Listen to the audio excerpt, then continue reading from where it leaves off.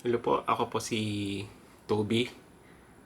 Isa pong OFW dito sa Singapore for almost 2018, 19, 20, 21, 22, 23, 24, 25, 26, 9 years na dito sa Singapore. Okay naman. Okay naman buhay dito. Mas malala yung buhay ko noon nung pandemic kasi nagkatanggalan itong mga nagkatanggalan mga empleyado ng mga kumpanya. At isa na ako doon. Siguro nakadalawang company ako dito. Then, nag-pandemic, natanggal ako. It is sad. Kasi nga, syempre maraming umaasa sa'yo sa Pilipinas. Especially, may pinapaaral ka. And kailangan kong i-sustain yung mga needs nila. Kumbaga, monthly needs nila. Syempre, yung needs ko din. Para, para maging masaya ba? May bigay mo yung tama na mga kailangan nila. So, nagtatrabaho ko as current ngayon. Kahapon. Okay. Nasa isang company ako ng isang aerospace. 4 years na ako doon. And gusto ko yung trabaho ko.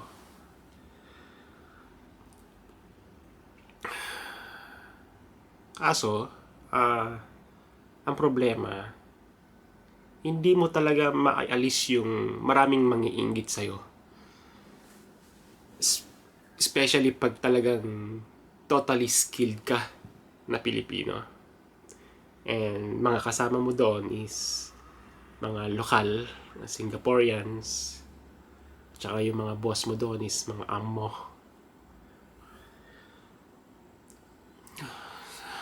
Hindi ko alam kung paano ko sasabihin to, pero kailangan ko kasi ilabas eh. So, kahapon, nagtatrabaho ako. And then, inayos ko naman yung trabaho ko. Inokompleto ko yung mga documents. Ini-inspect ko yung parts ko ng tama. At meron lang akong pagkakamali na isang piraso na isang documents na itong dalawang parts na to magkapareho ng documents, when in fact madali lang naman palitan, kumbaga. Until na send ko na yung parts na yon at napansin din ng isang empleyado sa ibang department na bakit magkapareho. And I didn't know na sinumbong niya sa pinakamataas. Okay, so sinabi niya, and then bumaba yung manager na German. Sinabi sa akin na, ano to? Bakit magkapareho? So sinabi ko, pumasa naman yung part. Siguro nagkapareho kasi sa loob ng coordinate measuring machine, yung printer doon, nag-preprint ng 15 piraso. Hindi ko alam kung bakit. Every time na hindi lang naman kasi ako tao sa loob ng CMM. Maraming tao. Siguro hindi ko na napansin na doble ko yung documents na pareho sila ng data. Pero when in fact, sa pag-measure ng CMM na yon sa machine, for reference lang, hindi critical yon. Ang critical is pag-i-inspect siya ng manually. At makikita mo yung documents ng mga galing sa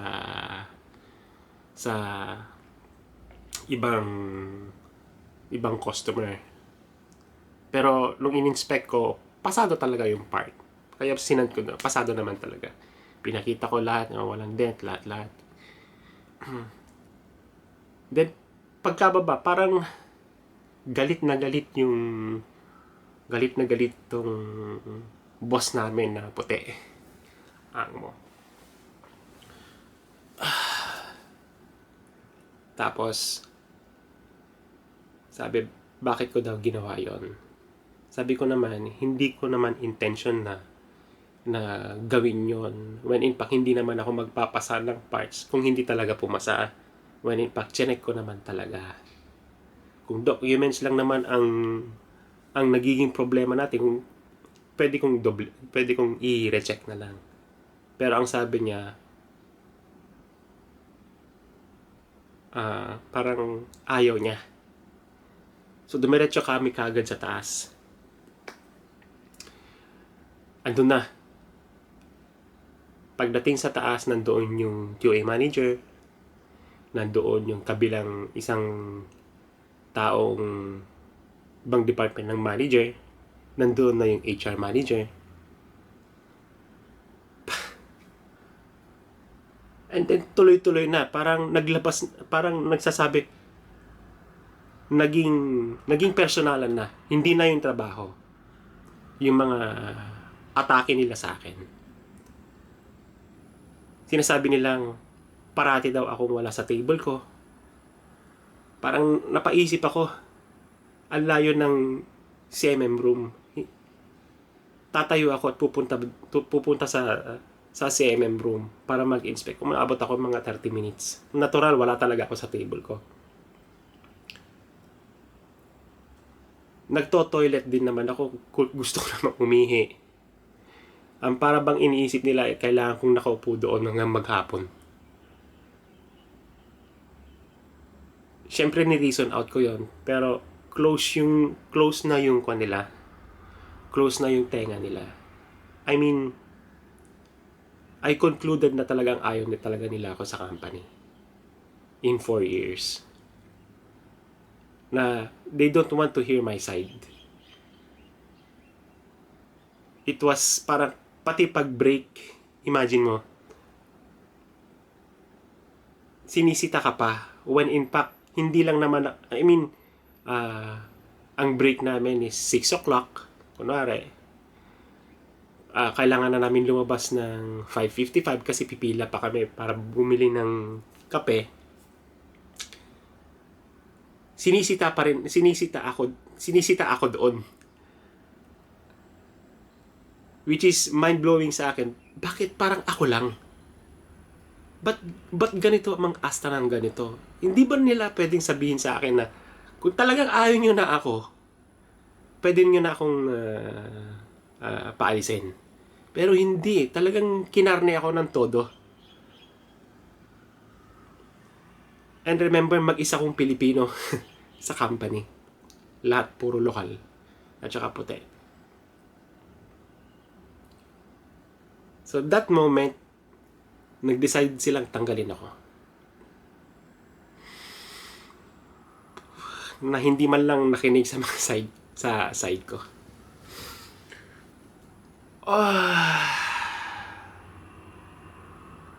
So last night, hindi ako makatulog. Everything.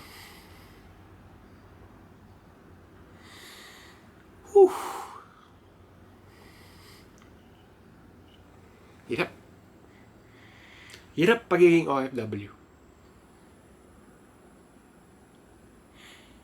Siguro tatlong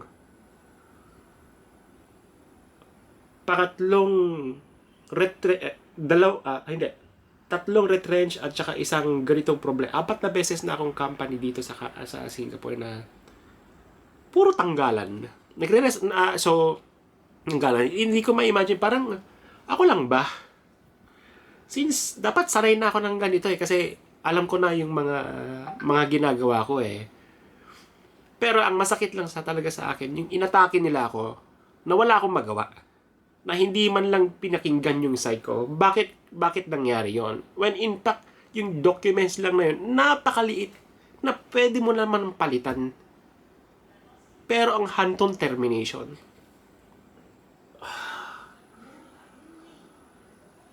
puro naman verbal. So,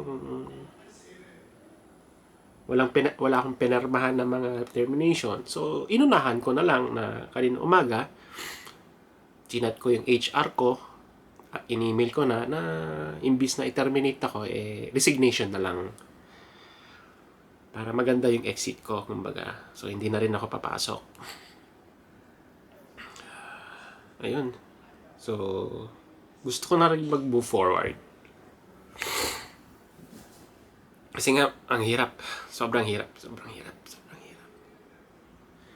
Kaya ako gumawa ng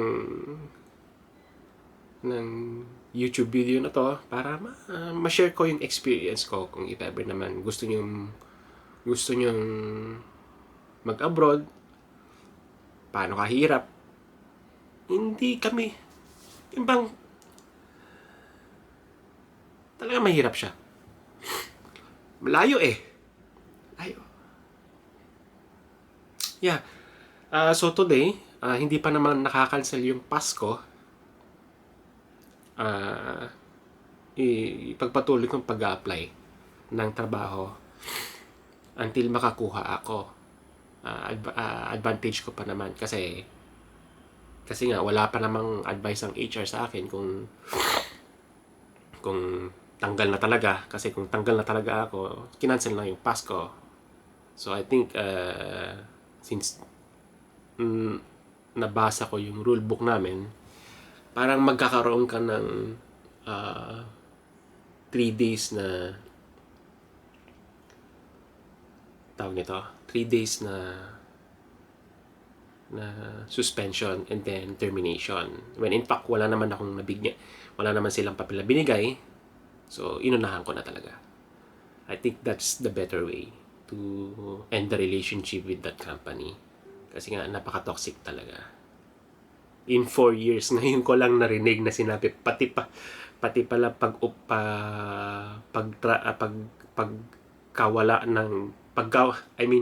tumatayo ako sa table ko, may nagsusumbong. Pagpunta ko ng toilet, may nagsusumbong. Ganun ka-toxic yung company namin. So yeah, so hoping makahanap ako ng bagong trabaho in the span of 1 month, and para ma-continue ko yung support ng anak ko and family, and syempre sa self ko, kasi ang hirap umuwi ng talo. So mga Pilipinong hindi pa nagkakaroon ng experience ng OFW, hindi nawawala yung racist. Mababa talaga tingin nila sa mga Pilipino. Sa pagiging OFW ko ng almost more than 13 years, kasi yung first na lipad ko noon is Abu Dhabi. After no, nag-resign ako, napunta ako dito sa Singapore. Same situation. Hindi talaga nawawala yung racist ng mga tao sa mga Pilipino. Mababa talaga. So, kung gusto nyo mag-OFW, lakasan nyo yung sigmura nyo, kasi puro gulayat yung mga nakakalaban nyo.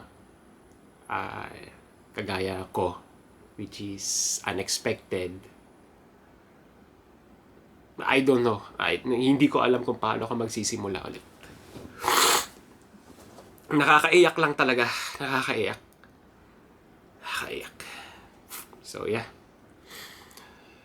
Hoping makahanap ako, and I'll try to post every time na may time ako. Siguro try ko mag-post 3 times a week para ma-update ko kayo at para magkaroon kayo ng example kung paano ang buhay ng pagiging OFW. So yeah, salamat sa pagkikinig, kasi kailangan ko na rin mag-move forward. Kailangan ko iwan kasi wala akong papagsasabihan.